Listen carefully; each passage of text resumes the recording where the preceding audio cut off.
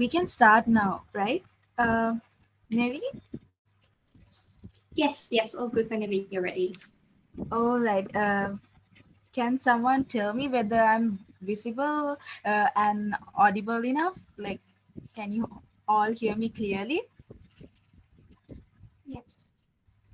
All right. So, there are people keep joining. Yeah. What I can say is, I don't know whether I should say good morning, afternoon, or evening because there are people who are joining from different parts of the world today. So, somehow, what I want to say is the background to EcoTalk. We, Rotaract Club of Colombo North, started this initiative called EcoTalk to closely learn from national and international individuals who actively explore the environmental space. Last time, when we did the EcoDoc episode 1, we were exploring about the marine environment. Today, for the EcoTalk episode 2, we are very excited to have Neree Pateman. She's a zoologist, Antarctic scientist, and supporter relation manager at IFAW, International Funds for Animal Welfare. So we are really happy to have her today and to know her journey and learn from her journey. So before get into the questions, let me check whether we took everyone in. Yes, we have. All right, Neri. Welcome, and let's start this conversation. I wanted we wanted to know your journey. What inspired you to become a zoologist and later an Antarctic scientist? Thank you, Tanya, so much for having me.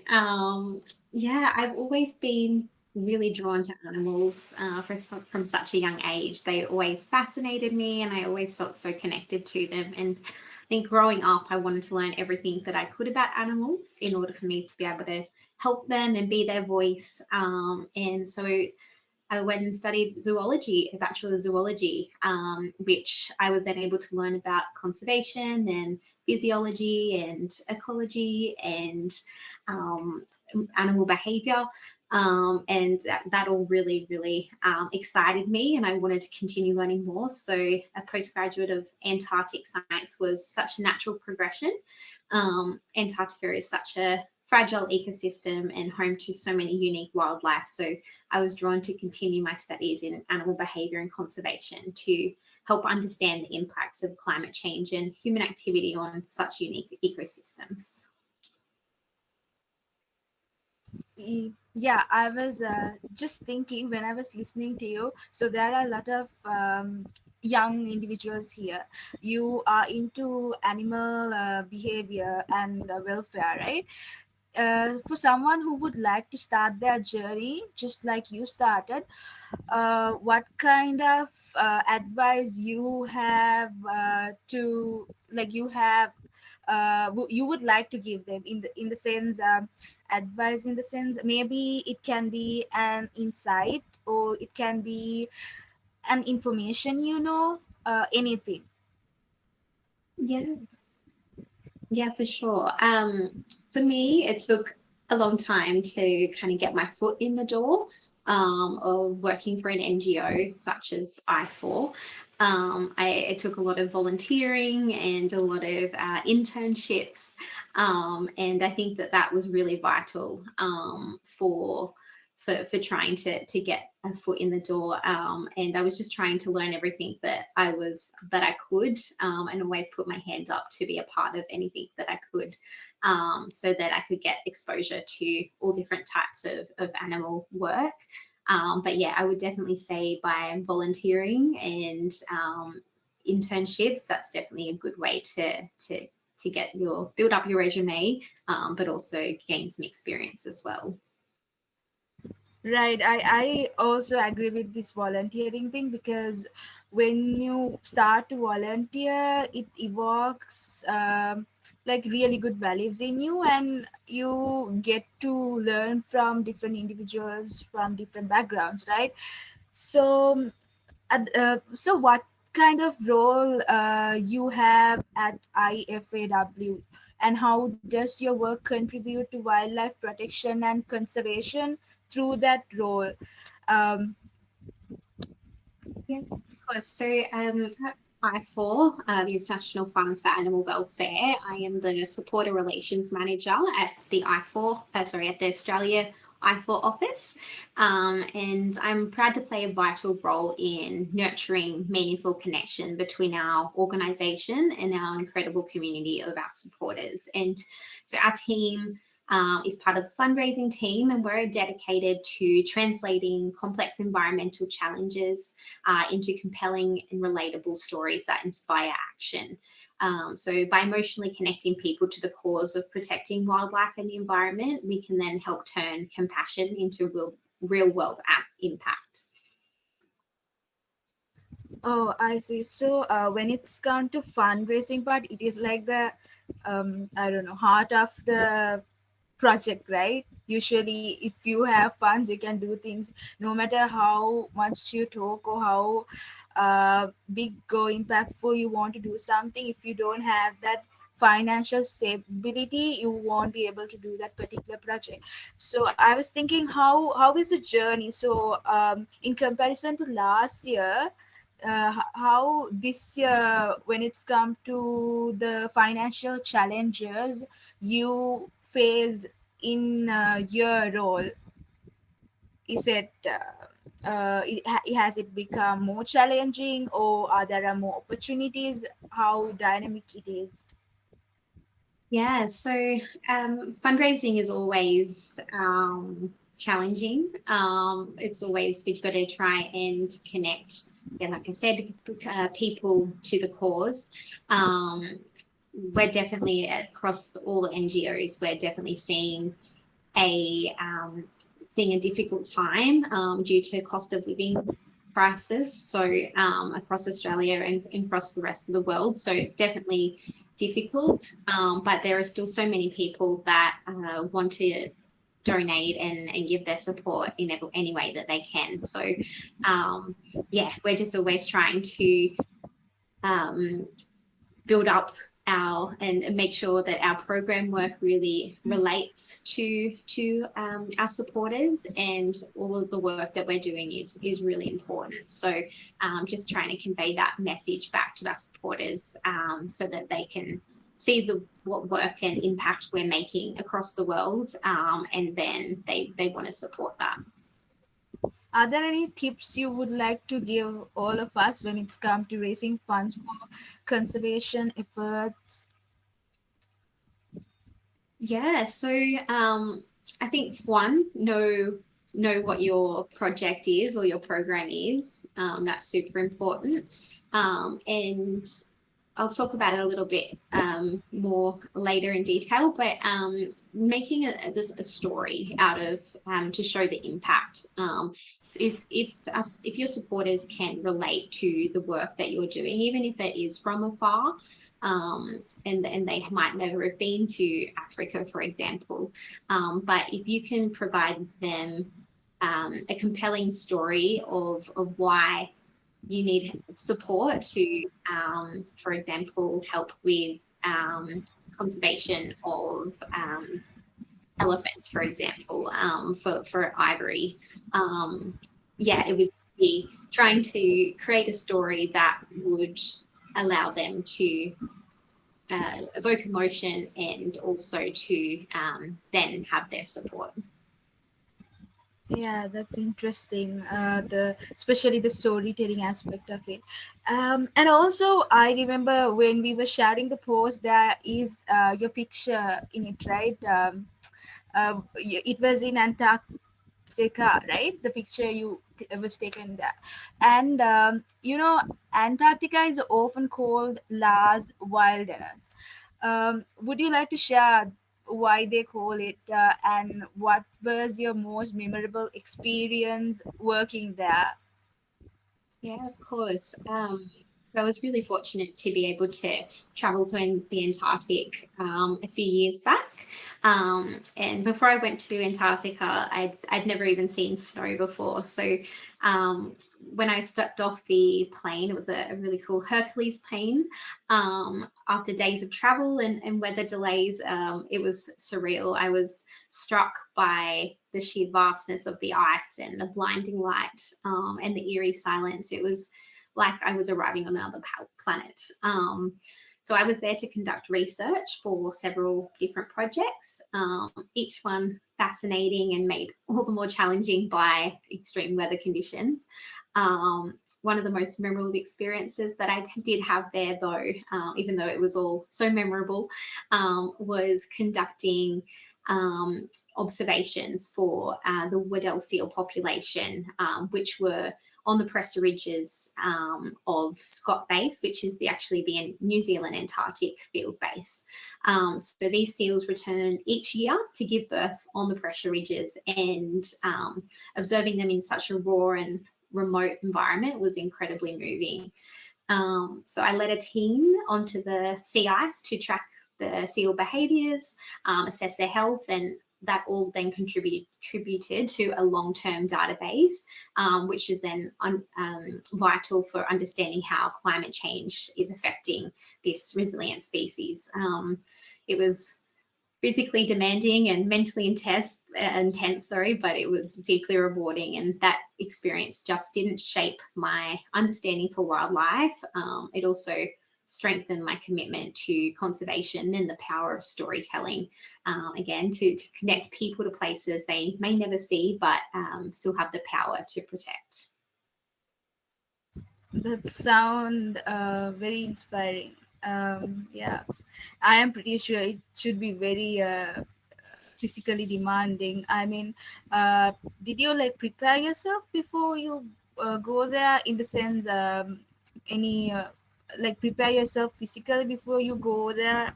Are there any tests you were taking before going there?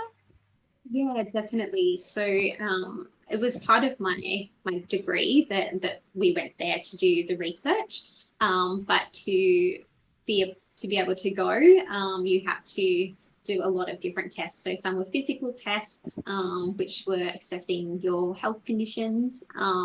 So that was looking at your how well you breathe and how your heart and all these different things that you had to kind of meet the criteria for. It was also a lot of psychological testing as well, which was interesting to do. And yeah, it was just a lot of preparation as well before we left, in terms of getting all our gear together and making sure that we had all of our warm gear all fitted. So yeah, there was a lot involved before we got onto the ice, but yeah, once we got there, it was all worth it. Yeah, I really respect the efforts you put into research and all. And you have been, what I would say, doing this research work globally from Antarctica to Australia. You have been doing that. I was thinking, according to your experience, what are the biggest threats, wildlife, like bigger threats facing wildlife today? According to how you perceive it. Yeah, two of the biggest threats I would say are change and coexistence. So the relationship between animals and people. So people are encroaching further and further into spaces where animals used to roam freely. This means that animals are left with shrinking spaces to live and feed. Meaning they're also at greater risk of coming into contact with people and companion animals and vehicles. So they're more prone to get struck by vehicles or have issues with companion animals such as dogs or cattle. So this doesn't just impact individual species, but it impacts entire ecosystems. And climate change is further excavating this. So they are like So that is also diminishing suitable habitats for wildlife, and it's decreasing their food resources and increasing the risk of extreme weather events, which we're seeing all over the world today. And at IFAW, we believe that every individual matters. So that's why we work across continents and communities to protect these critical habitats and rescue animals in crisis, and advocate for long-term solutions that allow people and wildlife to thrive together. Yeah, when you mentioned that we have to thrive together, and we have to like live in a very peaceful way together, right? And also when it's come to wildlife, we also talk about climate change these days. How do you think that change affect animals, specifically in the polar regions, and why does that matters? That why does it matter to us? What does that mean for the rest of the planet? Yeah, of course. So, climate change has such a huge impact on the polar regions and polar wildlife. So, the loss of sea ice habitat for species like polar bears and walruses and seals, they all rely on the sea ice for hunting and breeding and resting. As sea ice melts earlier, and forms later each year now, these animals are facing shrinking habitats and increased energy demands to find food. Not only that, the food chains are being disrupted. So in Antarctica, for example, the warming waters and then that melting sea ice affect krill populations, which are tiny crustaceans that are the cornerstone of the entire food web for the Antarctic. And so fewer krill means less food for animals like penguins and seals and whales. Um, Animals also have to change their breeding patterns and then shifting their ranges for migration, which then their breeding patterns are having to change in relation to the temperatures and ice conditions that are changing, which then also can lead to a more increased competition for food sources and a mismatch of food availability. So on top of that, when humans kind of come into the mix, then we're also seeing that the melting sea ice is opening up previously inaccessible areas in the Antarctic and in the Arctic as well, to area to be able to be areas for shipping and fishing and resource extraction, which unfortunately then increases risks of pollution, and habitat disturbance and overfishing. Um, and globally, all of these issues from the polar regions then translate into a global implication. So those rising sea levels with the melting polar ice then contributes to global sea level rise, which then threatens coastal communities and ecosystems worldwide. Um, Biodiversity also, so the polar species are often highly specialized, so they've adapted to be able to live in such cold climates. Their decline, which we are seeing, is signals a broader ecosystem instability and loss of genetic diversity globally, which is really sad. And final thing I'd say would be the ocean circulation disruption. So changes in those polar temperatures, with the waters warming and salinity changes can also affect global ocean currents, which regulate climate and weather patterns, and that's what we're seeing as well. Those changes in weather globally as well. Yeah, thank you for that bigger picture, and thank you for connecting all the, I don't want to say issues, but issues, and it's interesting, and there are a lot to learn from each, what you call, each incident, right? Yeah, so I was wondering, so when it's come to tackling these issues, IFAW, it works across many regions, as I know, and with many species, right? would you like to maybe share a project or success story that stands out to you? For sure. At IFAW, we are in it for the long term. So we don't just respond to the initial emergency or an initial problem. We build solutions that last. And every project that we undertake is designed with long term impact in mind, which is guided by science and informed by local knowledge and rooted in collaboration. So we work hand in hand with communities and governments and partners to create programs that are sustainable and scalable, whether that is protecting critical habitats or strengthening wildlife law enforcement or training local responders.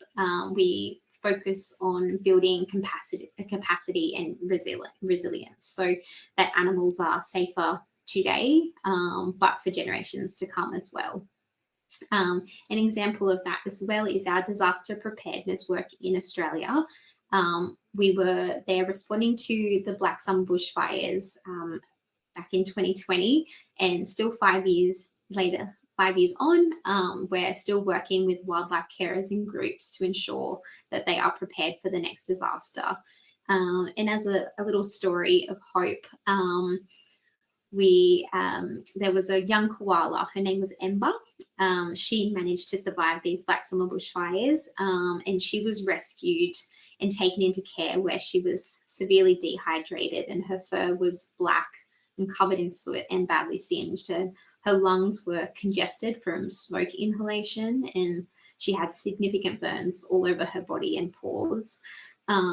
Everyone really feared for her survival, but with the care and attention from one of our wonderful partners, she made a remarkable recovery. And some 18 months later, Ember was spotted in the wild with a joey of her own. And then 2 years again later, she was spotted with a second joey. So not only did beautiful Ember beat the odds and survive, but she was also thriving in the wild and contributing to the future of an endangered species, which is just a fantastic story. Yeah, when you were like mentioning that you spotted her, right, in the wild. Yeah. Not me personally. So we actually have a dog. His name is Bear, and he is a koala detection dog. And he's spotted Ember. He's a really cool dog. There are other dogs that are trained to spot koalas by the smell of their scat. But Bear is really special in that he can track koalas based on their smell by themselves. So it's a really, really cool, That's really so amazing cool. dog. He's won so many awards, and he's a internet sensation. So if you want to have a Google of him, he's called Bear the Koala Dog. He is a beautiful dog, and he's just he's done so much for the koalas over Australia and for animals worldwide. So I actually Google it. I'm going to like read about him after I'm done with the conversation. So thank you so much, Neree. And I was actually literally imagining the whole scene in my mind when you were explaining it to me. It was nice. And so from these scientific backgrounds and the role you play, the research aspect, the role you play in this organizations and in your personal life, how do you think it shapes policies and conservation strategies? I mean, policies are important, right? And it takes time to make change uh, in that field. So how are you into policy making? Are you interested in that? I would like to know. Yeah. So from a scientific perspective, research plays a foundational role in shaping effective conservation policies and strategies. And it provides a evidence base needed to understand species populations and habitat health and threats like climate change and human activity that I mentioned before, and the effectiveness of interventions. So long-term studies such as the monitoring of the sanctuaries in Australia post the Black Summer bushfires is an example of how it offers critical insights into ecosystems that change over time, and then in turn help policymakers to make informed decisions. And research definitely helps identify priority areas for protection, and it guides sustainable resource management and ensures that conservation efforts are grounded in data rather than assumptions. And ultimately, science bridges that gap between knowledge and action, empowering governments and NGOs like us and communities to implement solutions that truly make a difference. And yes, I do love policy work, and I would love to be able to get more into that one day within my field. But yeah, I can definitely see how research plays that foundational role in shaping those effective policies and strategies. Yeah, I think indirectly at the end of the day, we all contribute to the policy aspect, the aspect of conservations. So yeah, so I am sure as a supporter relations manager, right, of IFAW, you probably get to work with people from different countries. I'm sure you get connect with people worldwide. So what do you find what do you find motivates individuals most to support wildlife conservation? I mean, there are a lot of problems, and sadly, most of the time we see people find it hard to prioritize real issues. They find it hard to, you know, identify the difference between gossips and news, and basically manage their resources. So your supporters and people in generally, what motivates them to support you according to your experience? Yeah, so working in fundraising, I've found what motivates people the most to support wildlife conservation is a deep desire to help, no matter the size of their contribution. And many individuals I've found feel empowered, knowing that even a small donation can make a meaningful difference. The sense of connection and purpose of being part of something bigger resonates deeply with people, and our supporters often tell us how proud they are to play such an important role in protecting animals, even if they are helping from afar. And that's why we make it our priority at IFAW to always express our heartfelt gratitude and show them how vital that their generosity is, because truly our work as not-for-profits wouldn't be possible without them. They're the backbone of what we do. And yeah, if we can help them feel that what they're doing is making an impact and making a difference, then and that's we find that that's what motivates people most. That's beautiful. Yeah. Mm, so we today we have young people in a meeting, and what are the small but impactful actions young people and communities can take to protect animals and the environment? Yeah, so there's so many small yet powerful actions young people and communities can take to protect animals and the environment. So one is sharing and signing petitions. They help amplify important causes and drive change. Volunteering your time and skills with local rescue groups or shelters can make a real difference to animals on the ground. Even simple acts like picking up litter, especially at beaches or in natural environments, definitely helps safeguard wildlife from harm. And then things like donating household goods such as blankets or towels or bedding to animal shelters is another meaningful way to support animals in need. And I think these everyday actions, when multiplied across communities, can create that ripple effect of compassion and impact. And I would recommend everyone go out today if they can, or plan it for this week and try and do one of those things, and spread the word. That's really inspiring, Neree. So, according to you, if you look at it as a third party, do you see any way young people who are here today can support IFAW, and also other way around, what are the opportunities out there in IFAW for youth? Both ways, do you have any thing to add when it's come to those two questions, those two ways of supporting each other? Yeah, for sure. So I would say one of the biggest things are that where IFAW is really big on call to actions, and so it's sharing petitions, so that we can then go to governments to use for our lobbying.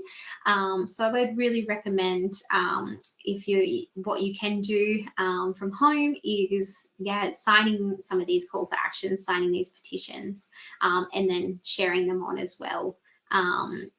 And another thing you could do would be just sharing the word of IFAW, and the important work that we do.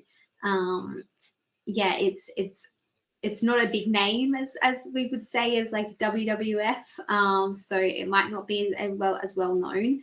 But if you share the work, the name of IFAW and the important work that we do, that's really helpful and meaningful for us. And in collaboration, I guess as well. I run a volunteer program at IFAW as well. So if there's any ways that you would like to collaborate, you can always reach out to me as well, and we can see what the work there is that we can try and achieve together. Is there any way we can stay connected with IFAW, a newsletter, or are you all in any social media platform? I'm sure, but just double checking. Yeah, of course. So if you were to go on Instagram, where I think at I4 Global, and then on Facebook, I know that we have a specific for Australia page, which you're welcome to follow along as well. Or there is an I4 Global page as well. We're also on LinkedIn at I4, and also on TikTok, which I think we are recently the leading environmental conservation people. I'm sorry, I'm not very good with digital stuff, but we're currently leading in that space at the moment, which is really cool. That's cool. That's really cool to know. And looking ahead, what gives you hope for the future of wildlife and conservation? Yeah, so I have so much hope for the future of wildlife in conservation, because today's youth are really stepping up with passion and purpose. I found that they are so determined to make a difference to ensure that wildlife today thrives for generations to come, because really a world without wildlife would be unimaginable, and our ecosystems, our well-being, and even our survival are so deeply intertwined with the natural world. And that's why I think it's essential that we continue to work together to protect animals and their habitats. And because I think that the future of wildlife really depends on our collective action. And from my experience with working with the CITES Global Youth Network and other networks, I really believe that youth are up to that task. And I am really excited to see what we can do for the future, and how we can save wildlife and the environment. That's so Inspiring, truly inspiring. All right. I think from my end, I asked all the questions I had in my mind. I would like to give others to ask questions if they have any. This is your chance to speak to Neree. If you have any questions, feel free to drop it as a message. If you find it hard to unmute yourself, if not, you can straight away speak to her here. Yeah.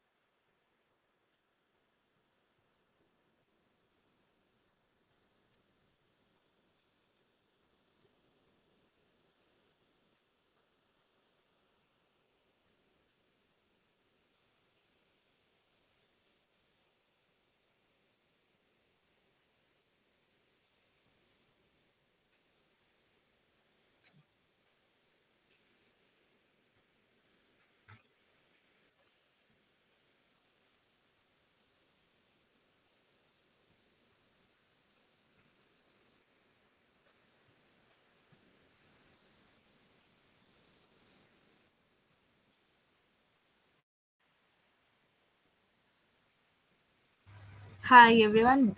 Do you have any questions for Neri? If not,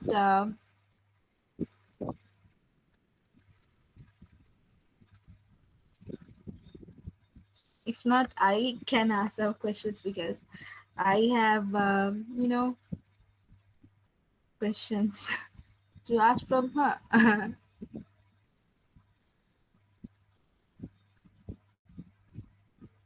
All right. So Neri, you were yeah. Senitu has dropped a question, Neri.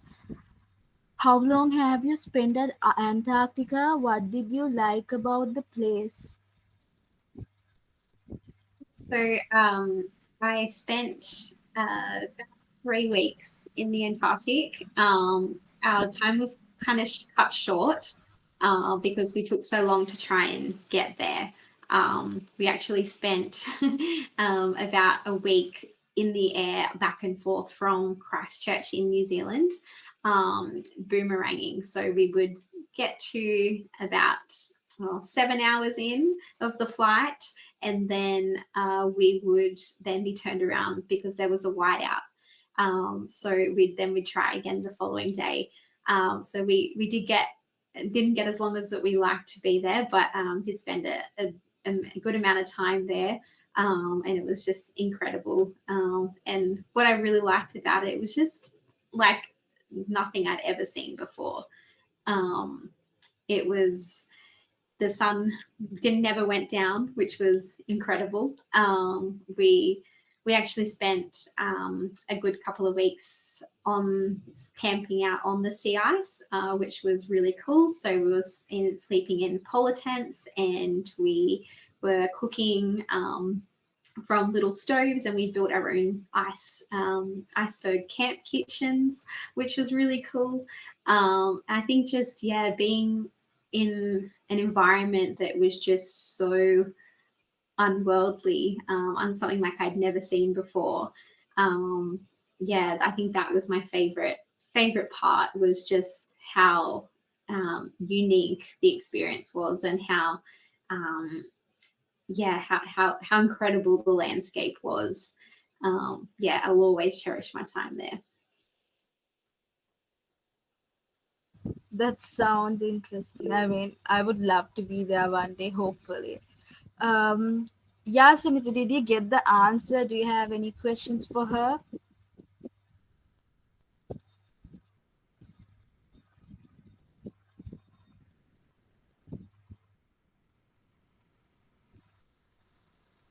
And when it's come to koala dog, like, how did you train it? Is there like a specific center in your country where they train them?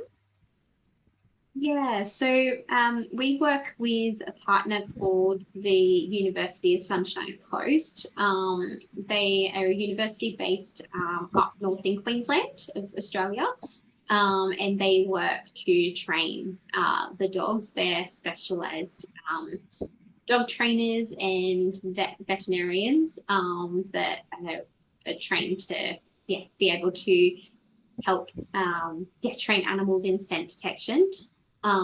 Bear was really beautiful. He was actually a rescue, and they make sure that all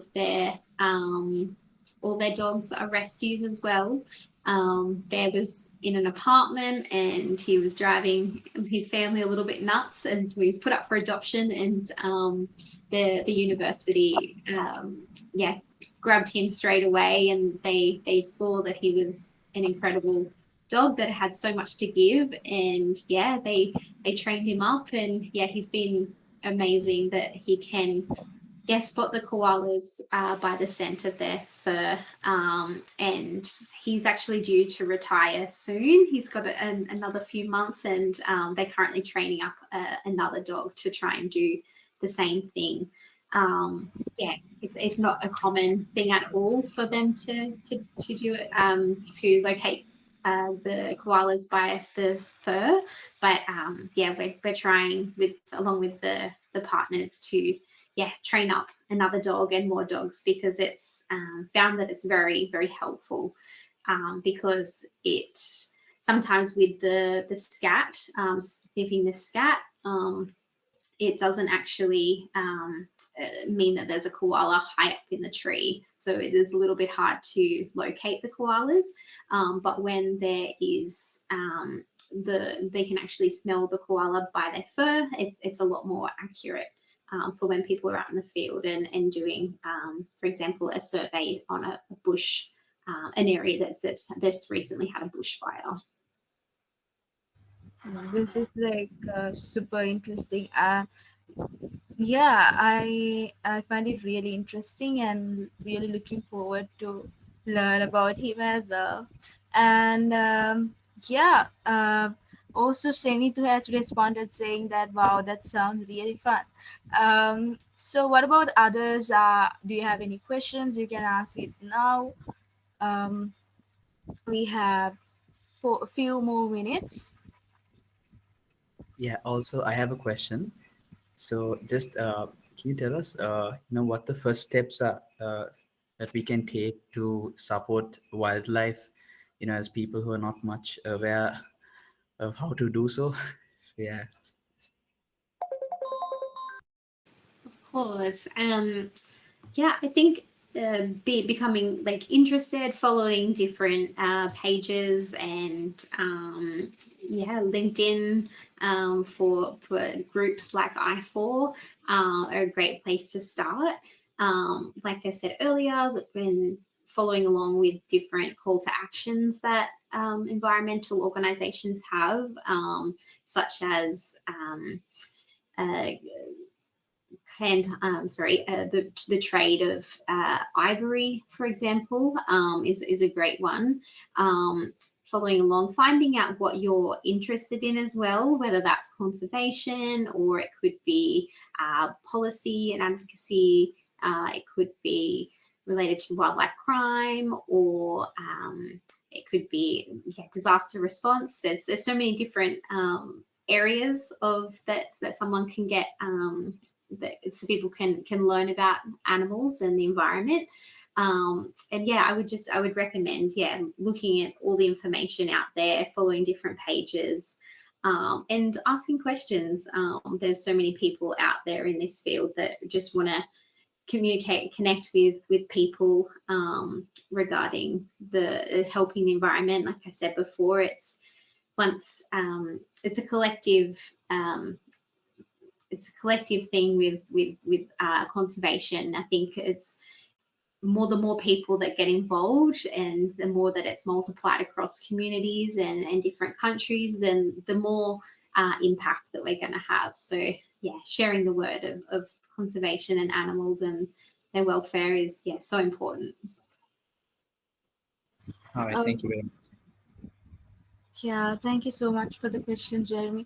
I think when it's come to the word disaster response in our country, we don't speak about that aspect of wildlife a lot. That's good. Today we spoke about it and how you approach ongoing issues with innovative projects. Are there any more questions? You can drop it in the chat box. If not, you can ask it here. I'll wait like 2 to 3 minutes, and then let's see. We can call it a day. There was one question regarding what does a zoologist find themselves doing on an average day? So Interesting. yeah, to be honest, it's varied. So it depends on what kind of line of work that you get into. So there's so many different ways that you can go into the field, whether that's in research. So you could work in a lab, for example, and look at data and do research on different species in conservation, for example, or animal behavior. And or look at the physiology of animals and how they, I guess, adapt to things such as climate change. There's You could be an ecologist. You could be working directly in the field and looking at how ecosystems affect different animals and things like we said, with bushfires and how the impact of that is happening for conservation. You could also go into policy and advocacy and campaigns management, which then really drives that change to work with governments and those call to actions to create those changes from the ground up.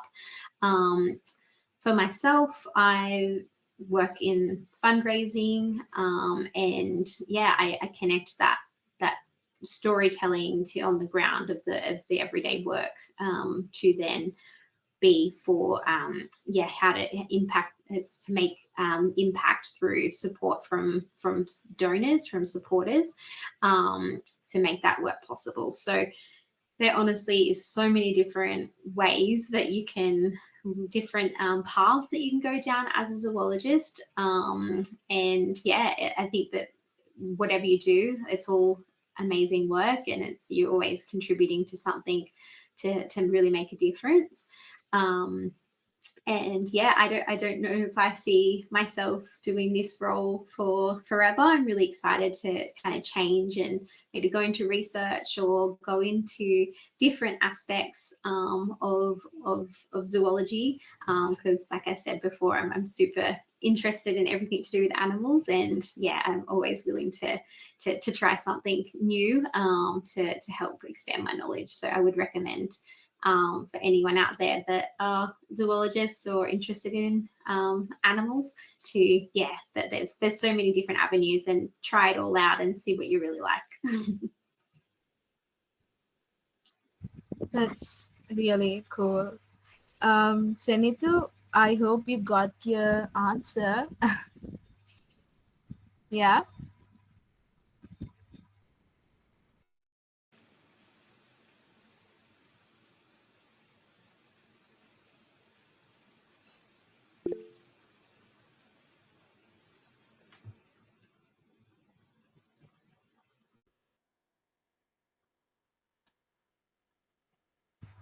Yes, he has responded as yes. Are there any more questions?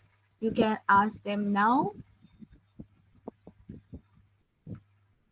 Ridmi has dropped a message, Neree, asking for someone just starting out and hoping to build a strong career in wildlife conservation. What's the best way to begin, and what would you recommend they start with? So I would really recommend growing your network, and volunteering. I think that the most important thing that I ever did was volunteering. To be honest, I volunteered at IFAW and I did an internship with IFAW for a few years before getting my role. And then I was able to progress from there. So I think volunteering is such an important step. It's going into the wildlife conservation space. It isn't always straightforward for such as career paths as to be a doctor or a teacher or something like that. So I think really exposing yourself and networking is such an important thing, is to be able to gain that experience and gain those connections with people. I think that volunteering definitely is the first way to go.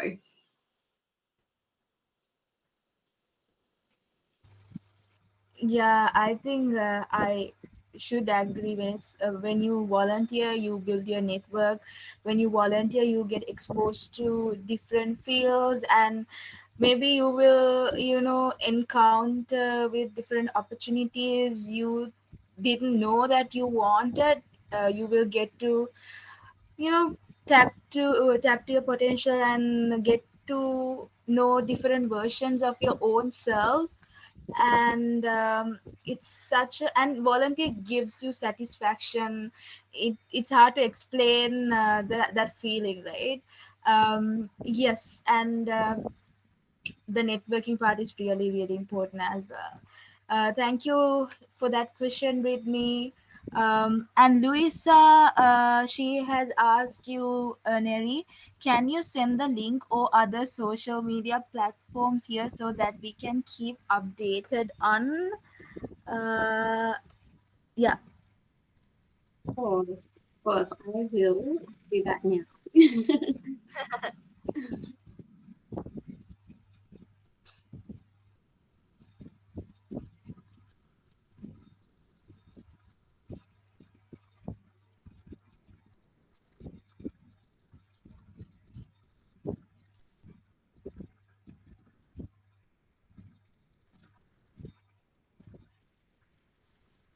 Till she send the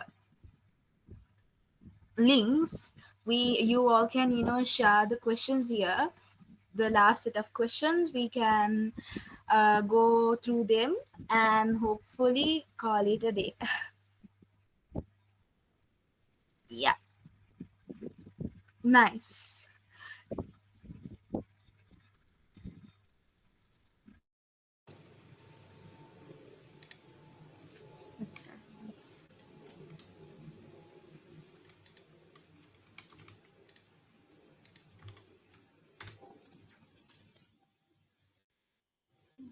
That's our YouTube channel. It's got so many informative videos that are really great. And then there's our main website, and then IFAW Global is what you'll find for Instagram and for Facebook as well.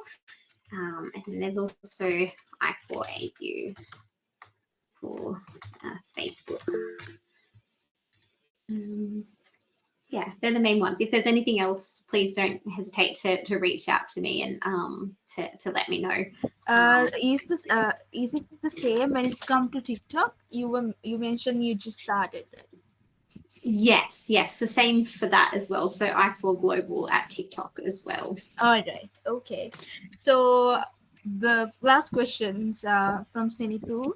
Again, today Senitu is asking really good questions. Thank you, Senitu. So what parts of being a zoologist do you find most challenging? Does it ever get hectic? Yeah, so it depends on how much you like data. Data is very, it's a big part of being a zoologist. You're always looking at data. For me, I love it. And yeah, I think I do a lot of wildlife crime work as well. And I think the most challenging part of that is seeing animals being sold for trade, which that is quite upsetting. Sometimes there's a lot of upsetting images. So I would say that's probably the most challenging thing that I find. And I guess also just in terms of the climate of climate change, and the what's happening around the world with extreme weather events, for example. I think that also is quite challenging to try and stay optimistic and try and stay positive, when it seems like some parts of the world it seems like it's a bit of doom and gloom. So just trying to stay optimistic for animals and for the environment in that way is, that is quite challenging sometimes. And in terms of, does it ever get hectic? I can imagine that it would, for some zoologists, if they were looking at doing lots of data, or they were doing research, or they worked at like a sanctuary, or a place where they're observing animals and looking at their behaviours, or something like that. I could assume that would get quite hectic. But my day is doesn't get too hectic. But I don't work directly with animals in person, so all of the work I do is remote. So yeah, it doesn't get too hectic on my end. But I don't know whether I'm like exposing you, but what about the friends you have at home? Would you like to like share like the friends you have at home? I Please do. It's so cool. That's right. Of course. So yes, I have a dog and a cat. But I think Tanya's actually referring to my farm animals. So I have two cows and a sheep. They all think they're dogs, and I've got chickens and peacocks and alpacas.